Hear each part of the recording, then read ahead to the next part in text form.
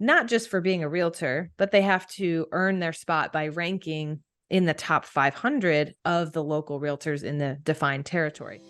Welcome to the Maryland Real Estate Influencers podcast, where we explore the ins and outs of the local real estate market. Join us as we chat with industry experts, uncovering tips, trends, and strategies to help you navigate Maryland's real estate landscape. Get ready to elevate your real estate game. Let's dive in.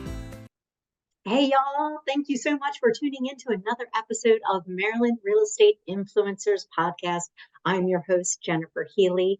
Today, we have Colleen Rippey with Baltimore Real Producers with us. Yay! Girl, I've been trying to nail you down for a minute to get you on here. I'm so grateful that you have the time to come on here and be interviewed. Thank you so much. Oh my gosh, you're welcome. I love this kind of stuff. I appreciate the invitation. Absolutely. So if there are two people out there that may not know you, I'm going to say the number's very low. But if there are a couple that are out there and that don't know you and about Baltimore Real Producers, could you give us a little intro about you and Baltimore Real Producers? Yeah, absolutely. So yes, I run Baltimore Real Producers, also now recently Coastal Real Producers, which is our second franchise. In either case, it's all the same. Really, our mission in being in business is to connect, elevate, and inspire the best in local real estate, wherever that may be. And we do that essentially through three main vehicles, being our monthly magazine in both print and digital format that comes out to the top producing real estate community and our partners. And then we also host awesome events, fun social events, and more educational events for the local community to bring people belly to belly to build relationships and learn and grow. And then finally, in our online platform, our Facebook group and social media, to allow the community to come alive there. So again, just really a platform to bring the best together to win. I absolutely love that. So one of the things that I liked most about your Facebook, your social media page, is the amount of interaction that you get from realtors from all different platforms. It's not just an agent promoting their brokerage or an agent saying, come to my brokerage, you have to work with my brokerage without giving any data. It's like real deep advice. It's agents that actually care about other agents and about answering questions and helping out. And have you ever seen X? And have you done Y? And I'm having somebody do this. Is this accurate? And I just love the interaction on that platform. Could you speak to that for a moment so that people who may not recognize just how beneficial having a platform like that, being a part of something like this and having that platform available to them is? Yeah. And, I can give some credit to Real Producers for, I think, escalating a culture that was already brewing. To not take full credit, I think there has been kind of a transformation in this industry. And, I've only been around for, maybe a decade or so. But over generations, if you look at historically, the industry used to be very fragmented, and in some ways still is. It's like things take a long time, people take a long time to change, but people are kind of just like doing their own thing, staying in their own lanes. And over time, I've seen a lot of collaboration come about. And again, Real Producers had a strong hand in that, I think, nationally in all the places that we exist, because it can be as simple as just creating a space for people to come together and share, and just kind of facilitating and choreographing that has really blossomed into, like you're speaking to in the Facebook group, a place for people to help each other and share with one another, and not the old school cutthroat model of keeping all your secrets close to your chest.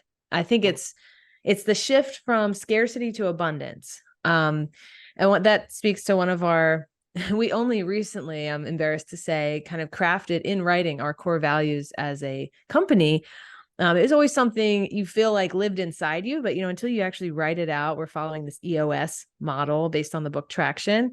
And one of them is, we champion collaboration, creative problem solving, and positive competition, which is kind of what we believe the Baltimore and now coastal real producers community is all about. And I love to see the realtors championing that. Also, we love to see our partners championing that, because you can speak to that from being a partner. Mm-hmm. I love to see lenders, who previously, they can still be competitors, but it's positive competition. It's friendly competition. You can compete with one another, but also recognize that you each have wisdom that you can share, and you each have value, and there's plenty of business to go around. That's the abundance part. And so you can help each other and everyone can win. It's not an either or kind of equation. Exactly. That it's so bad because most lenders I can speak on our side. We all have 95, maybe 98% of the same programs, but there is that little portion that we don't have the same programs as others. So knowing that somebody has a program and just saying, you know what, I don't do this really, we don't do this well. We have the program, but if you go with that company, they can do it and they have no mortgage insurance, and no mortgage insurance on $1 million home. That's pretty significant. Let me get you in contact with this person. A lot of people don't have that mindset because it comes from abundance, and they're just trying to let me just jam this square peg into a round hole rather than being open with it. But I think you do so much better in community, and gosh, at the end of the day, that you can sleep well because you don't have to get everyone, even in this crazy market that we're in right now. You said something that I wasn't sure. You said EOS model. Could you speak more about that? Yeah, it's called, and some people who may listen to this or watch this may have heard before, and I highly recommend reading the book Traction just to give a background, but it stands for Entrepreneur Operating System. And it's kind of based on the notion, I can definitely attest to this being in business, pseudo business owner, even from my career before this, which was selling Cutco. Now, granted, in both situations with Cutco and Real Producers, there's sort of a parent company involved behind the scenes that really helps with a lot of things. So I'm not like completely on my own, but more or less like owning a franchise, it's still your own business, and we have the autonomy to run the business the way that we want.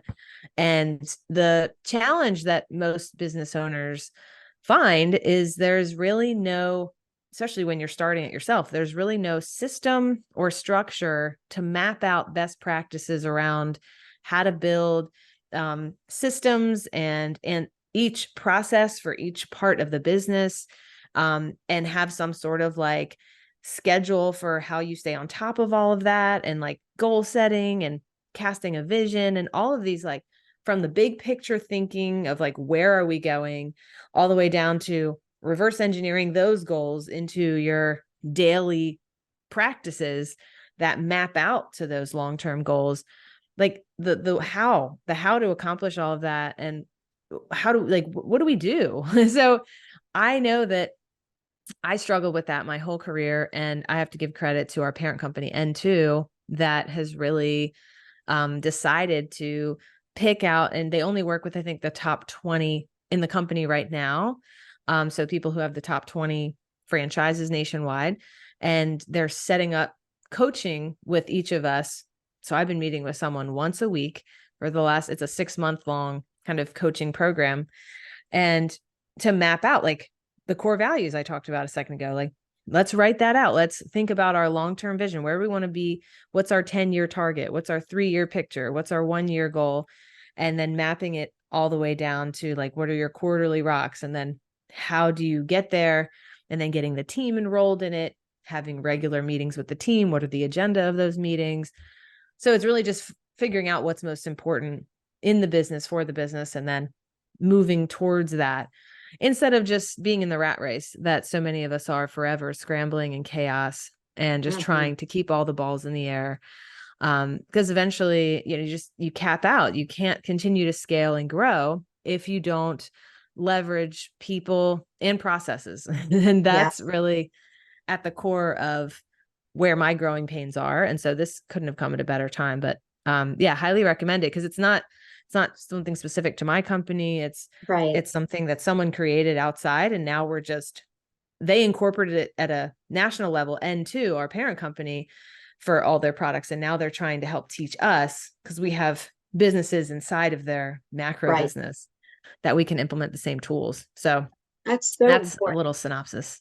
Yeah, that sounds wonderful. And how are you doing with it? It's going really well. We actually just this week had, so it's been me and Jill this whole time, kind of casting the vision, setting the goals, and talking through what are the issues that we see. And this past week was the first time that we had the whole team on a call Ooh, to bring them up to speed as to what we figured out so far and mapped out. And that was really exciting because they got to we worked really hard to figure out our core values and have them match, who we are and all of those goals and all of those things. And now it's about what's next. How do we enroll them, and what tasks and projects do they own that will bring us closer to those long-term visions? And so now it's like implementing it as a team and just really infusing it into our habits and our practices to constantly have this frame of mind. Because again, if you lose sight of the big picture of where you're going, you're just running in circles. So that it's been going really well. And I'm just excited to continue. We've kind of done the big picture stuff, and now it's down to the actual implementation, which is, the actual hard part. oh, yes, Yeah. absolutely. Uh, if we were talking before about the people that may not know Baltimore and or coastal real producers, and you told them about the three things that you guys do to grow and to help agents with their business. And I'm wondering, when you're speaking to the agents and you're having these events, what kind of things are agents sharing with you? Are they sharing the crux of their business with you? Are they sharing mostly the marketing that they're doing? Because I know they do advertising with you as well. So are they focusing their attention on the advertising, or is that just a portion of it? I'm just wondering, in the grand scheme of things, when if somebody's on here and they've never heard of you and say, "Oh, I might be interested in Baltimore Real Producers," how do I know? Because I know you also have not to ask you too many questions at one time, but I'm thinking about it. But I also know that you can't just call up and say, "Hey, I would like to be a part of Baltimore Real Producers." So I would like you to take an opportunity to talk to the listeners about that. Yeah, thank you. That's a great question. I appreciate that as well. Okay, so there's kind of just to try to break down who we serve and Mhm. who our ideal kind of clients are. And who we really focus on, and this is also something we talked about in ES, who is our target market? And it's local businesses that support realtors and their clients. Those are the businesses that initially, just in as short words as possible, local businesses that support realtors and their clients would be a good potential fit. We actually don't have realtors themselves advertise with us in any way. The realtors benefit from our community simply because it is built for them, in a sense that all of those things that we talked about, the magazine, the events, the Facebook group, they get to be a part of it, not just for being a realtor, but they have to earn their spot by ranking in the top 500 of the local realtors in the defined territory. So for Baltimore, it's Central Maryland, which is Baltimore, and then the 5 surrounding counties around it. So top 500 in those counties. And then for coastal, it's Sussex County, Wacomico, and Worcester, Maryland, kind of a blend of Delaware and Maryland. So it's the top 300 out there. It's a little bit of a smaller market. Mhm. But yeah, so we really focus on the top agents. So if a realtor is watching this and they're like, "Oh, I want to get involved in Baltimore or coastal real producers," it's not like, "Oh, sorry, you got to sell more." That partially true, just because parts of our program are only available when you hit that crux, but that also can serve as a great motivator, because we don't want to be for everyone, because there's other organizations, there's associations, there's things that are more for general public or realtors. The goal of Real Producers to differentiate us was, this is an elite platform that's really just built for the top producers. And we define that in those markets as top 500 or top 300. But if you're an agent that hasn't quite earned your spot there, you can, of course, have access to the magazine, not the print copy, but the digital copy. And you can just visit our site and look at the most recent copies, BaltimoreRealProducers.com or CoastalRealProducers.com. We always have the most recent copies up there. So you can still have access to the content. You can also reach out to our team, me or someone on our team, and you can contact through the site, or you can email me personally at Colleen at rpmags realtors.com. And of course, like if possible, like there's certain situations or events that aren't just private to the top 500. And then we do add you to our CRM so we can keep you up to date, because we're not so exclusive that we're unapproachable for agents who aren't quite at that level. Mhm. But, to be on our list, to get a print copy and to be invited to all of our events and added to the Facebook group, you do have to be in the top 500 as an agent. Now, agents aside, if you're watching this and potentially you are a local business that supports realtors and their clients, such as a lender, a title company, or home inspector, stager, mover, insurance, there's a ton of plethora of categories. It's a good fit if the people I just described, those agents, are who you want to reach. That's really the bottom line. And that would make it a good fit if you want to work with and build relationships with and have access to the top agents in the market. And you'd be able to connect with them through those three primary ways: magazine, the events, and in our private group, and be able to build relationships with them. And some kind of speaking to like your question about like, the market and how things are going right now. Obviously it's a unique time for me in this role too, because previous to this, things have been like, they weren't always like great. They were fine. Right. I mean, we just launched in 2017. Is like, now all of a sudden this market is like in a massive shift. What's interesting though, because I did prepare for, call it a mass exodus, right? I was prepared for, not that you're ever really prepared, but in my mind, I was like, all right, I have to mentally prepare to get have a lot of people reaching out, inquiring about cancellation or non-renewals and so on. And it's not like we didn't get any of that, because definitely I would say it would be an uptick from the average that I've seen, but not quite at the level that I expected. And my suspicion is probably because, and I'm glad, because this is the message that I preach. Some people, when things get tight, and this isn't a critique, this is just consumer psychology. They get scared. And when people are scared, they pull back on everything, right? They're like, I got to cut everything because I might be homeless tomorrow. It's like, Right. definitely the fear-based mindset, which I'm guilty of sometimes too, right? You can go to doomsday really quickly, just on a bad day, right? Of course. And we probably had some of those people. They didn't say that, but you can sense their energy that might have been in that space. And there are others that, and this is why we actually continue to bring on new clients. We actually just had our best month this year in October. Now, like, that's also offsetting some losses, right? Because like you go down a little and you get some new partners and they kind of offset each other. But in terms of new business, that was our best month all year so far. And I think we're still able to bring on partners, even in a market like this, when you would think nobody's spending any money right now, right? Because this is, and again, some people see it this way, and this is what I try to convey in my messaging, that there's no better time. It's not like a salesy pitch. Like, there's really no better time. If obviously you're still like, if you're not underwater as a company and you still have funds to spend, you can't do everything right now. But if you're going to do one thing, and if this is the audience you want to reach, whoever your audience is, if, find the audience you want to be in front of, find your niche, that's where you want to be. That's where you want to invest during a time like this, because so many others in that same space are pulling back. And so doubling down really allows you to take advantage of the lower industry noise, and then you get a larger share of voice, which then leads to higher market share, especially when things turn, which they will. And then you have been consistent and stable through the down times. People notice that, and people remember that, and people think of your company as being naturally more credible and trustworthy and stable. If you're not here today, gone tomorrow, oh, I'm back. It's like, you're here, you're a force, you're not going anywhere, you're good.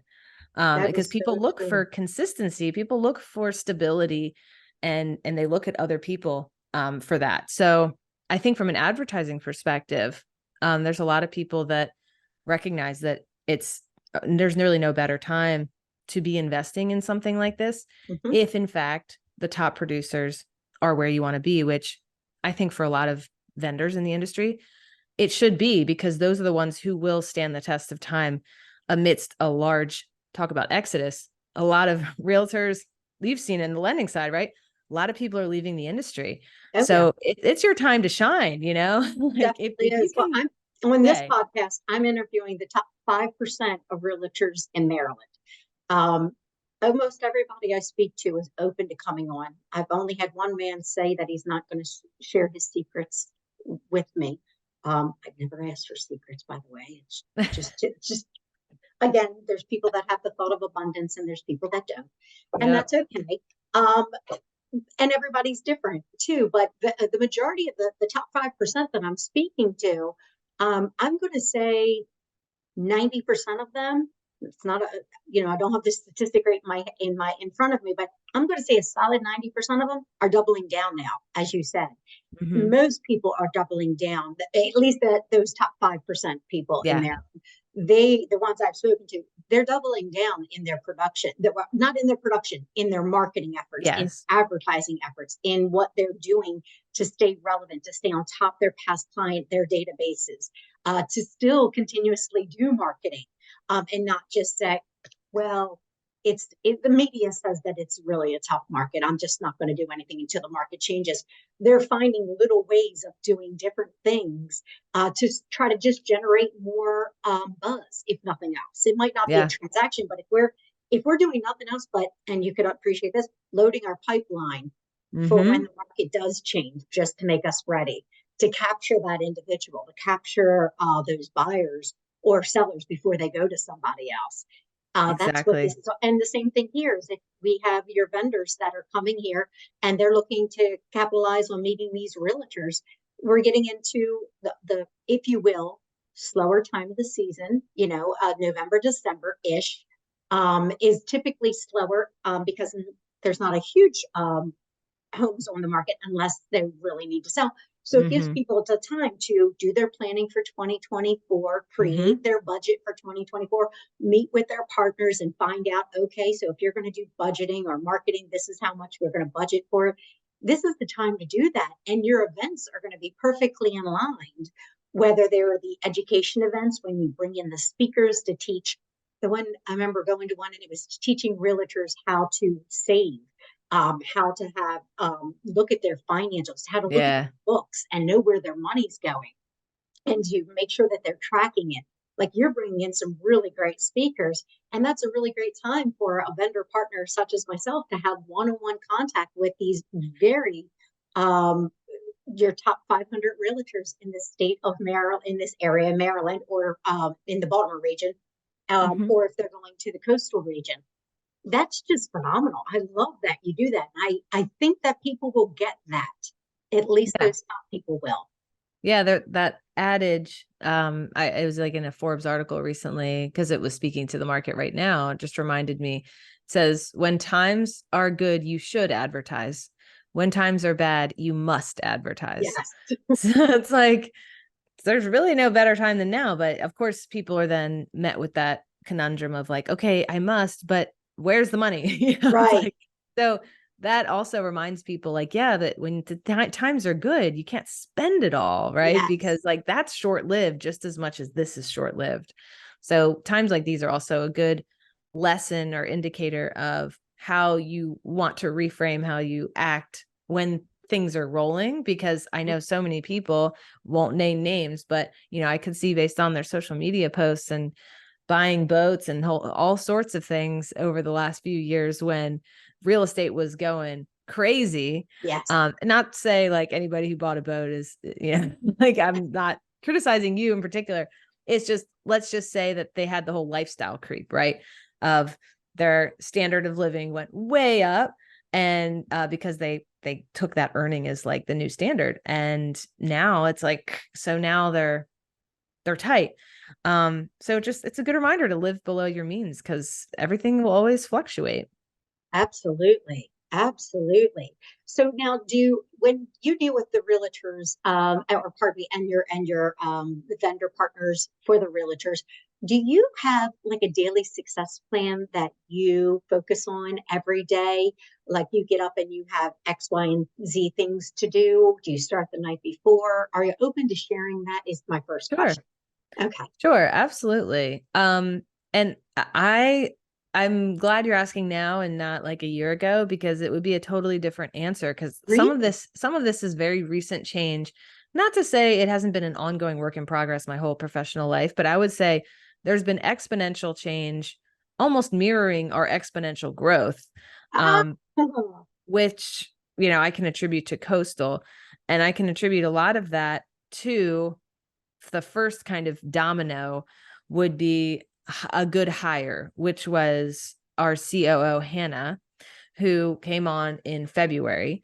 And I I attributed her publicly on a Facebook post recently to allowing us to open that second market, because without her in that seat, it's like about finding the right person in the right seat, which I can't say not that I've never done before at all, but like we've been so lean and mean. I'd say we still are in terms of our team. It's very small, but like I'm a control freak, like probably a lot of the people you interview. Being a top producer or successful doesn't necessarily mean that you're good at leverage and letting go. That is my biggest challenge that I'm consistently working to overcome. And it's a work in progress. But the first, I guess, step in the right direction was having Hannah, because she's someone who's unbelievably talented and capable of handling a lot of things that I previously held on to. And that leads to your question, just simply because she, in the seat that she was in, allowed me to create some systems and practices around planning and execution that before, kind of similar to EOS, I was just kind of winging it, you know, like I kind of had some systems around planning. Like I knew that if I didn't plan the next day, the night before, the next day would be a lot less effective. sure. Doesn't mean I practiced it every time, but I at least was aware that it made a big difference in my day. But now, in fact, immediately when we're done this call at 3 p.m., I have a weekly planning meeting with Hannah that we will do come hell or high water unless there's some emergency. And it is arguably the worst thing, the last thing I want to do, and that she wants to do on a Friday afternoon, is meet for an hour and a half from 3 to 4:30, planning our next week together. But we do it. We invest an hour and a half, and we meet on other things throughout the week. So it's a chunk of time every Friday. And I talk about this just because it's been the biggest game changer for me, is planning the next week on the Friday before the week starts. Because you could say, oh, I'll do it Sunday. Who wants to work on a Sunday? Like, I want to relax on Sunday, and I want to go into Monday knowing exactly what's going on. And I love going into the weekend, having the next week planned. Oh my God, it's a beautiful thing. Like, there's no better feeling than after I'm finished that meeting, we go to Maggie's Farm, which is one of my favorite restaurants down the street. Jill and I, that's our like thing. And we grab dinner, and I can just take a big sigh, because I'm like, my next week is fully planned. So all we do is we use Asana, which is like our workflow. People have different, tools for that. You can use monday.com or Trello, any of those things. And we have all of our tasks, everything that's going on in all the buckets. And we just distill it down to what's most important that we need to accomplish next week. And then we go in, we figure out what we can do, and we actually put time blocks in the next week for when that's going to happen.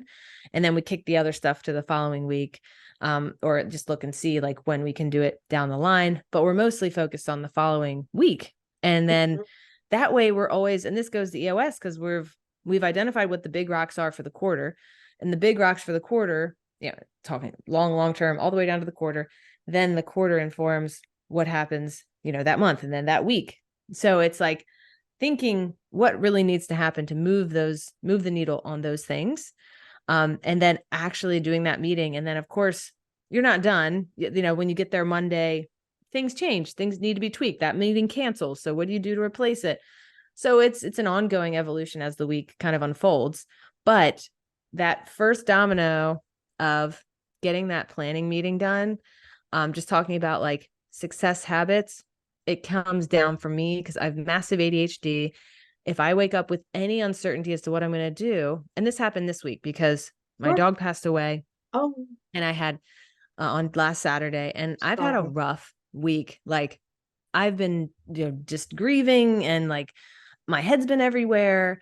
And so I have been way less effective than usual this week. And because we didn't meet last Friday because of the dog, the whole week was screwed. So it's like, it's amazing what an important meeting this is. And then I never really caught up this week. So, you have to make sure every day you're kind of like moving things around and replanning sort of as the week goes. But like, that's the biggest tip I can say for that has helped me is like, it starts with Hannah to allow us to do this, but then, putting in the time, and she holds me accountable because we're meeting to both plan our next week so that the week, before the week even starts, so we can have the most productive week and we're focused on what's most important and we have our heads wrapped around everything.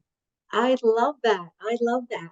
Well, if somebody's listening to us and they are interested in finding out, I know throughout the day, throughout the episode, you did give some of the content information, but now at the end, could you give it to us on how to contact you and or the company? Yeah, sure. So best way to reach me, probably shoot me an email, Colleen and then rpmags.com. So it's like Real Producers Magazines.com, but it's just rpmags with an s.com.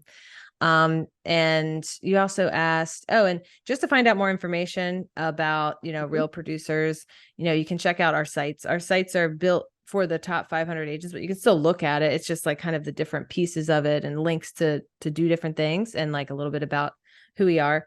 So that's BaltimoreRealProducers.com. And then we have also CoastalRealProducers.com. Thank you so much for coming on today, Colleen, and allowing us to interview you and getting the information out about your team to our listeners. I am so very grateful for you. Oh, I'm grateful for you for asking. Thank you. And thank you to anybody who decided to listen. Hopefully it was in any way valuable. Definitely. And I'm always going to ask the listeners two things. One, if you found this valuable, please send this to two of your realtor friends that would benefit, or maybe that you can introduce them to Baltimore Real Producers. And number two, please take the opportunity to leave us an honest review on whichever platform you're listening to us on. Love Thank that. you. And until next time, have a good one. See ya. Thank you for joining the Maryland Real Estate Influencers podcast. We'd like to ask you two favors. Number one, forward this podcast to three of your favorite realtor friends. They'll thank you for it, and I'll thank you for it too. Number two, we'd love reviews. It helps get the word out.